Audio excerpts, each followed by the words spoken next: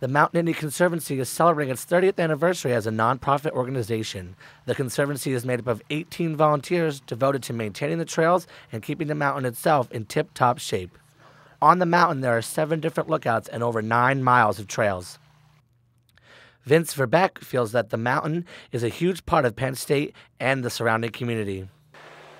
It's important that someone's here to preserve the mountain, because if you ask people what are the symbols of Penn State University, I'm sure someone will say the Nittany Lion Shrine, but for the most part, at least 75% of the time, they'll say Mount Nittany is a symbol of this university.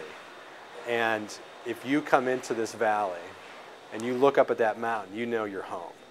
This summer, the Mount Nittany Conservancy will begin to offer guided tours up the mountain beginning in July. Since this is a new feature being added to the Conservancy, it may only be offered a few times a year. With these new guided tours, it will be easier for families and unfamiliar hikers to make the trek up the mountainside. The tours will be led by the Conservancy volunteers and will highlight different points of interest on the mountain.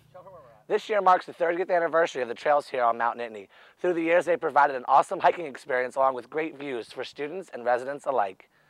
Mount Nittany reaches peak elevation at 2,077 feet from sea level and 1,050 feet from the valley floor. However, the views are still breathtaking, and it attracts a large number of hikers each year. The highest lookout on the mountain is the Northwest Overlook at 2,040 feet, and the lowest elevation lookout is the Bollesburg and Mount Nittany Middle School Overlook and the Little Flat Overlook, both at 1,840 feet. John Hook, a member on the Mount Nittany Conservancy Board, describes the new signs and markings along the trails. We found a vendor that could produce on plastic a map so that it has a diagram of the entire trail system, and each station is numbered.